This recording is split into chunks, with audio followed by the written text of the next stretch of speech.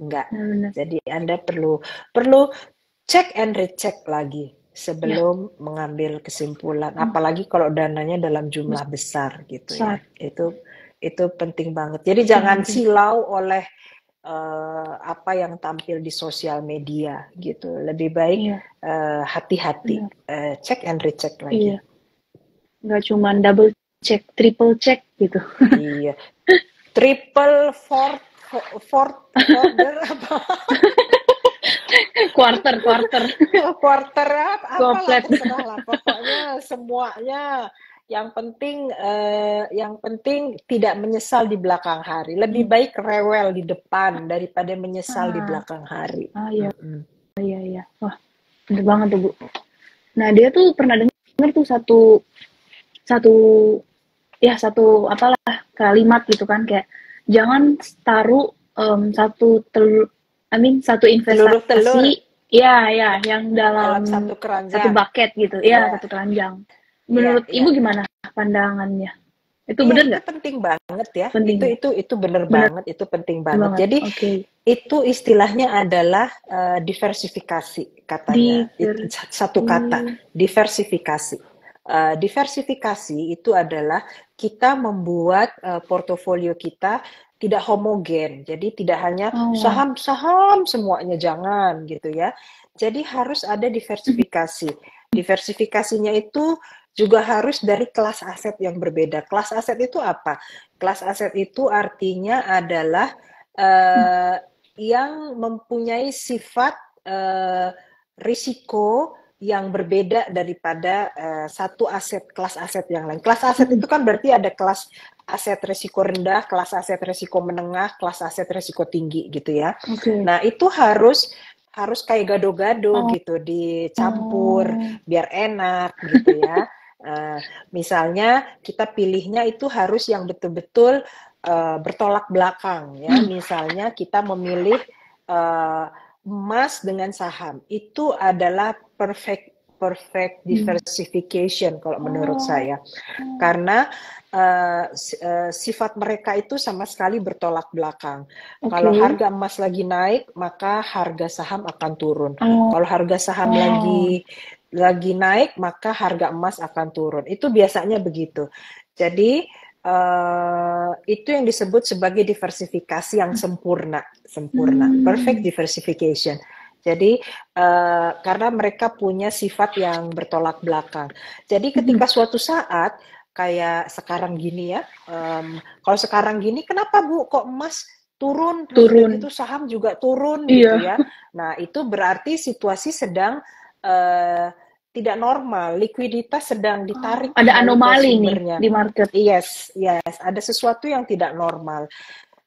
Apa itu ya? Itu adalah bank-bank sentral itu berusaha untuk mengeringkan uang dari pasar ya. Itu sebabnya mereka menaikkan suku bunga ya. Mereka mau menaikkan suku bunga supaya untuk memerangi inflasi, kan inflasinya tinggi karena uang banyak beredar di market. Nah, uang yang beredar di market ini harus dipanggil pulang.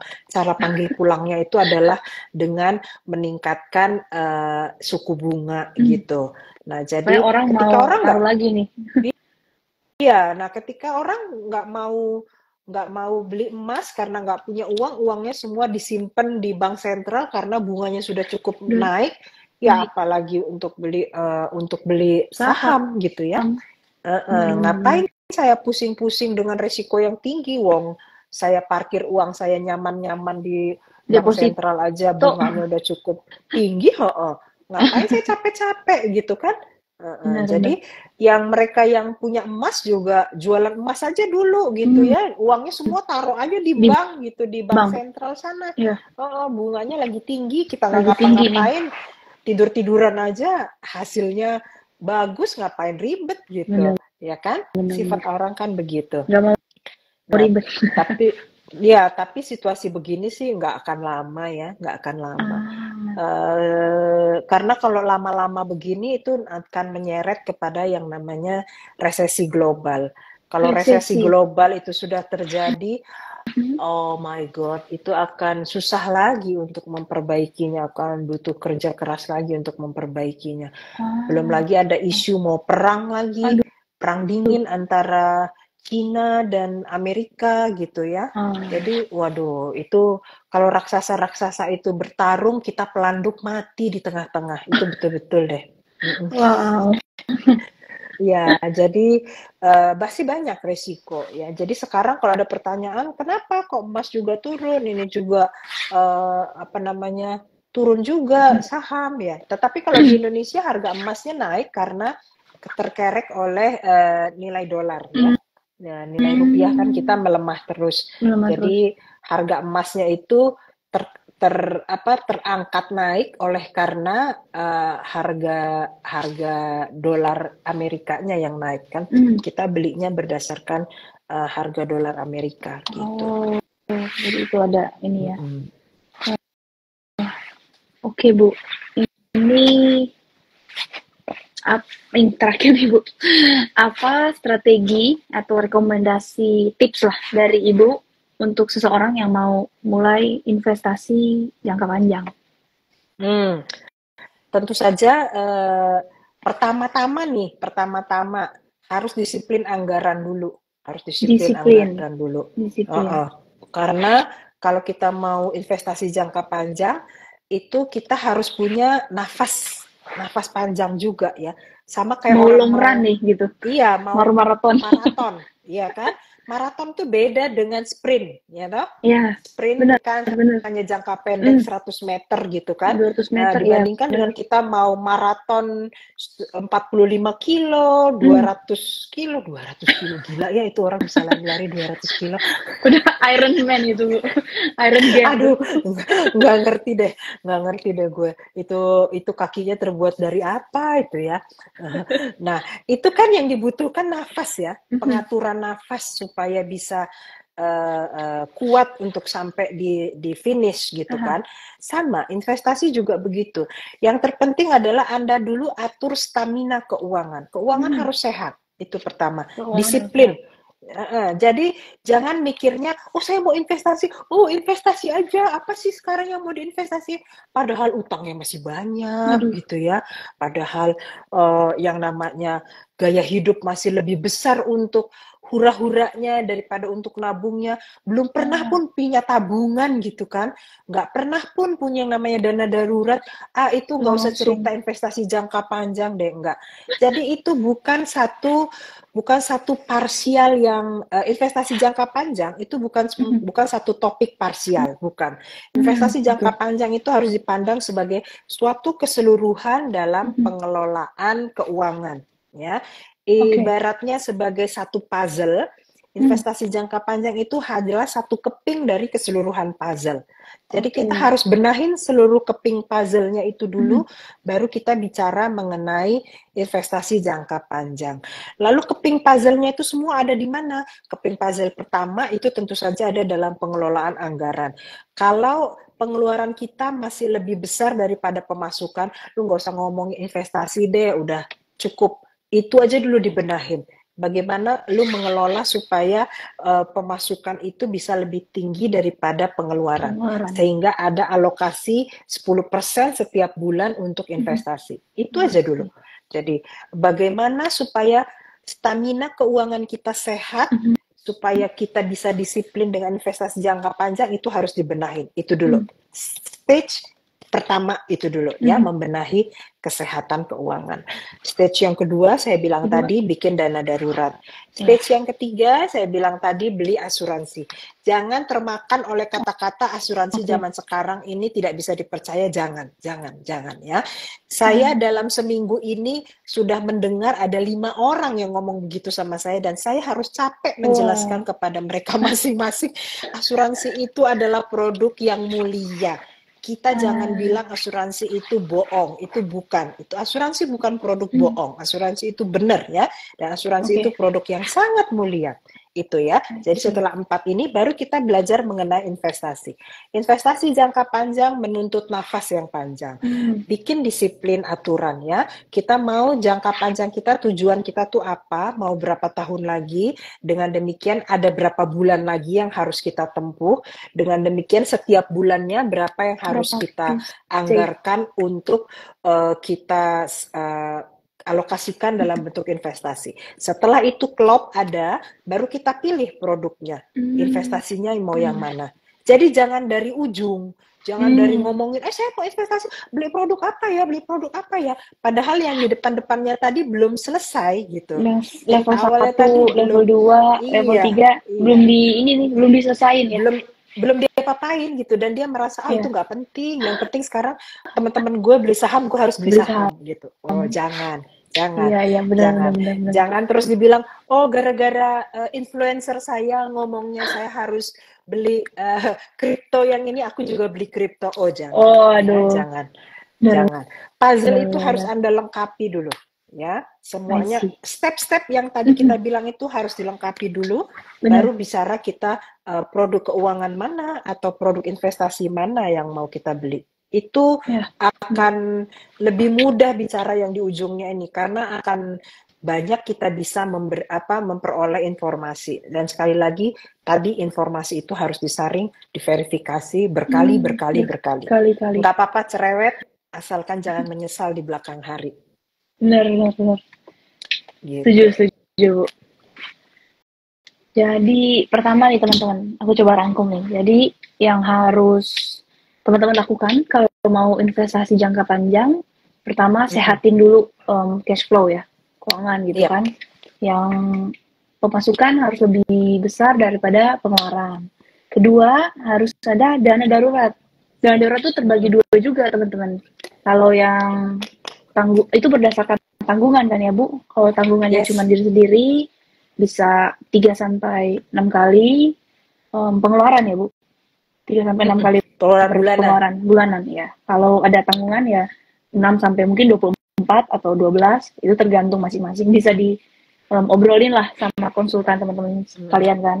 Baru ketiga, safety net, harus ada asuransi kesehatan ataupun asuransi jiwa ya Bu ya. Kalau mungkin orang udah berkeluarga, asuransi jiwa. Dan keempat, baru deh mulai investasi, tapi kayak belajar dulu, jangan langsung mau beli saham tapi nggak bisa analisa gitu kan. Kayak dulu deh ya gitu, beli saham tapi nggak bisa analisa, aduh. Tapi untung ketemu One Shield ya, jadi diajarin gitu.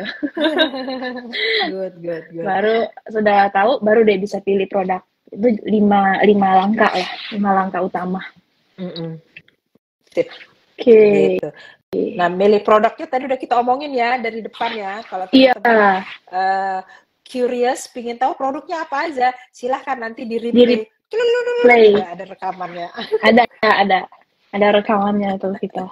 Banyak lagi kita ngomongin, bukan cuma produk loh Bu. Kita sampai Ibu tadi sampai mention gimana analisa yang ada 2, terus kalau yang fundamental tuh ada apa-apa. Itu teman-teman bisa replay lagi, terus ya text note lah ya, terus bisa, semoga itu bisa membantu teman-teman juga buat review portofolio masing-masing. Yes, silahkan. Oke Bu. Ini terus apalagi Dek? Apalagi nih, tadi kan udah kayak tips-tipsnya kan, berarti sekarang ini kalau misalnya udah membangun nih Bu, membangun portofolio, terus tiba-tiba kayak kemarin yang COVID hit, terus pasar dan market benar-benar bergejolak nih. Cara mengantisipasi itu gimana ya Bu? Portofolio udah hancur, terus dana darurat udah kepake nih, karena kan emang keadaan darurat. Kalau untuk jangka panjang, yang seperti saya tadi bilang, itu kita lebih concern atau kita lebih fokus kepada pemilihan aset dengan fundamental baik, ya kan? Yang tadi kita udah ceritain loh, gimana caranya memilih fundamental baik. Nah, ketika kita sudah punya aset dengan fundamental baik, dan ketika terus tiba-tiba ada bencana kayak COVID lah, atau nanti mungkin ada perang lah gitu ya, kita tidak perlu terus panic selling gitu ya. Selagi aset yang kita pegang itu memang fundamentalnya kokoh. Kayak misalnya waktu kejadian kita krisis 2008 maupun kemarin waktu kita terjadi krisis COVID gitu ya. Saham-saham dengan fundamental baik itu mungkin memang dalam waktu sekejap dia akan turun sama seperti yang lain, dia turun. Orang-orang panic selling ya. Tapi kita nggak perlu ikut-ikutan panic selling ya. Ketika kita yakin ini emiten-emiten ini masih beroperasi dengan baik, di negara kita ini masih aman-aman aja, masih nggak terjadi apa-apa, maka jangan ikut-ikutan panic selling. Diam aja, diam. Ada suatu quote, saya lupa quote-nya dari siapa ya, Sun Tzu atau dari siapa gitu ya. Ketika badai itu datang, kamu lebih baik peluk kakimu dan lindungi kepalamu. Udah, cuman gitu aja, diam gitu. Nggak perlu ikut membantai mana ini badai, mana ini gitu. Pokoknya ketika sesuatu itu terjadi dan kita tidak bisa mengendalikan semuanya, itu yang kita perlu lakukan hanya peluk lutut dan tundukkan kepala. Itu semua akan berlalu. This shall pass. This too shall pass. Yes, this too shall pass.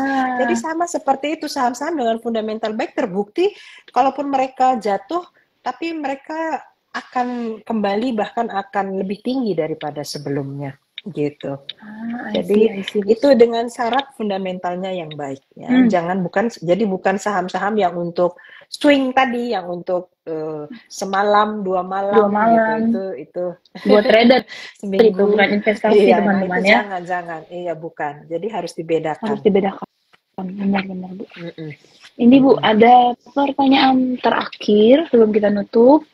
Banyak penasehat investasi. Mungkin nih dia kategorikan ini ya, financial influencer lah ya. Penasehat investasi selalu referensi jangka panjang. Jangka panjang itu relatif kan Bu? Saat ini masihkah referensi untuk jangka panjang? Sorry Kak Walman, mungkin kepotong ya ini ya pertanyaannya, atau ada kurang ketik ya atau gimana? Iya mungkin banyak referensi jangka panjang. Iya sih, tadi yang di awal tuh Ibu Ime udah jelasin kalau jangka panjang tuh 5 di atas tahun, 5 tahun dan di atas 5 tahun ke atas. Iya. Di atas 5 tahun. Kalau yang jangka pendek 1 tahun, jangka menengah 2 sampai 5 ya, Bu. Oke. Gitu. Nggak apa-apa. Nanti kalau pertanyaannya mau diperjelas, silahkan aja ya. Iya. Siapa tadi yang bertanya? Kak Walman Gal. Walman. Lah, Ibu kenal nih. Udahlah, tak cubit kamu ya. Ya wes lah, nanti tak kasih langsung spesial direct message DM langsung tak kasih DM spesial lah, udahlah. Waduh. Siap Bu, siap. Oke. Jadi dia mau nutup nih teman-teman, dari semuanya yang harus diperhatikan, take note, teman-teman harus memperbaiki cash flow, baru nyiapin dana darurat dan asuransi, baru belajar investasi, baru milih produknya.